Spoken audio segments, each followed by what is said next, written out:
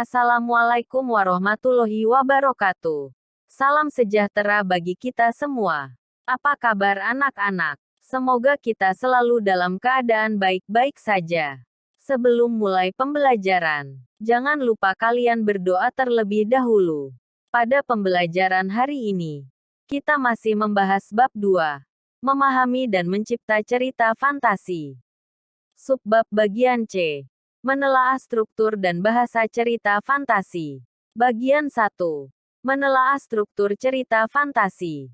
Dalam struktur cerita, ada yang disebut dengan alur cerita. Alur cerita adalah rangkaian peristiwa atau jalinan cerita atau juga sering disebut plot, yang mempunyai beberapa pola seperti berikut. Contoh alur cerita 1. Ini adalah alur lengkap.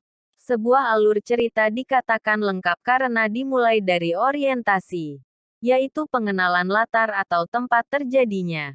Kemudian pengenalan tokoh atau siapa yang ada dalam cerita. Kemudian adanya rangkaian kejadian, munculnya beberapa kejadian. Pada titik tertinggi sebuah alur adalah klimaks atau masalah memuncak. Yang terakhir adalah resolusi atau pemecahan masalah.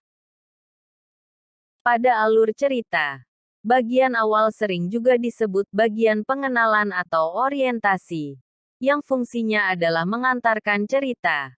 Pada bagian ini dikenalkan latar atau tempat sebuah cerita, memperkenalkan tokoh dan watak-wataknya.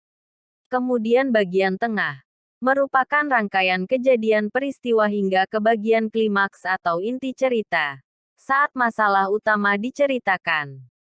Pada bagian akhir, bagian ini menjawab masalah utama.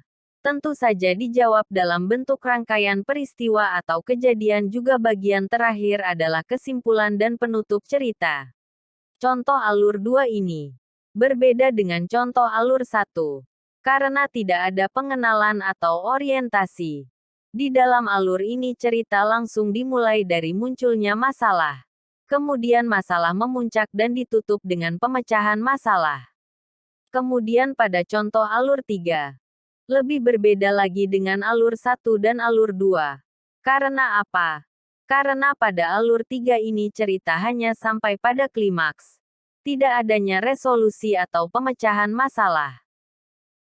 Menguraikan prinsip penggunaan bahasa pada cerita fantasi. Berikut ini ciri kebahasaan pada cerita fantasi. Penggunaan kata ganti dan nama orang sebagai sudut pandang penceritaan. Contoh, aku, mereka, dia, atau menyebutkan nama orang, seperti Ersa, Doni. Penggunaan kata yang mencerap panca indera. Untuk deskripsi latar seperti menggambarkan tempat, waktu dan suasana. Contoh deskripsi latar tempat. 3 rumah bergaya kerucut menyambut mataku. Contoh berikutnya. Emas dan berlian bertaburan di dinding rumah itu. Penggambaran latar suasana. Setetes air mata pun jatuh dari wajah sang ratu. Contoh berikutnya. Tak sepatah kata pun terdengar dari bibirnya. Penggambaran latar waktu. Tengah malam tak ada bintang di langit itu. Mendung hitam nampak menggumpal. Lolongan anjing bersahut-sahutan menyambut malam yang semakin larut. Menggunakan pilihan kata dengan makna kias dan makna khusus. Contoh 1. Alien itu berhidung mancung. Dengan hidungnya yang menjulang ia mengendus sekeliling. Kata sambung penanda urutan waktu. Kata sambung urutan waktu setelah itu. Kemudian. Sementara itu. Bersama dengan itu.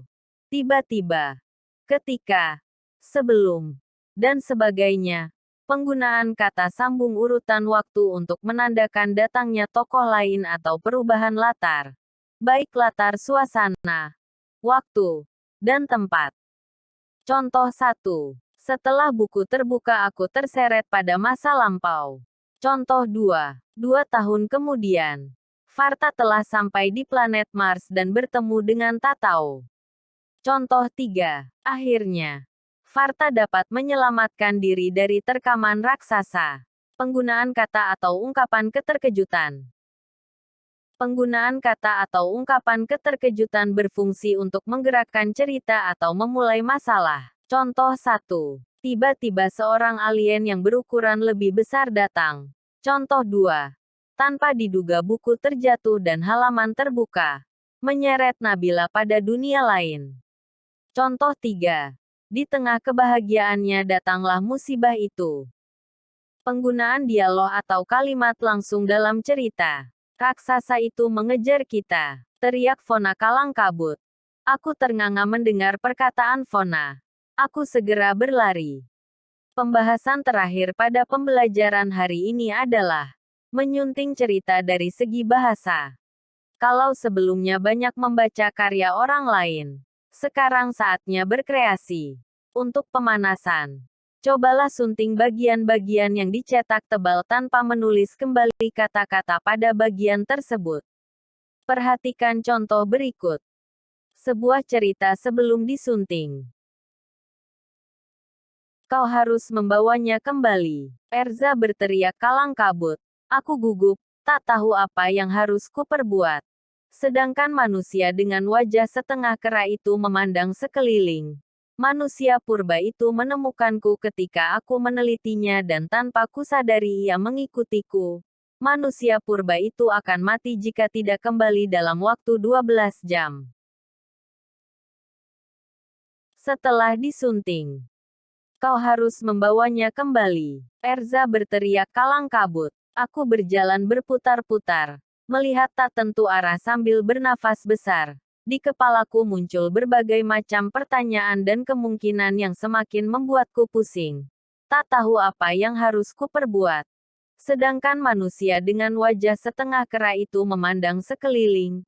Manusia purba itu menemukanku ketika aku menelitinya dan tanpa kusadari ia mengikutiku.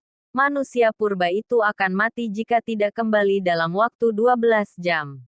Demikian pembelajaran hari ini. Sampai berjumpa di pembelajaran berikutnya. Terima kasih. Wassalamualaikum warahmatullahi wabarakatuh.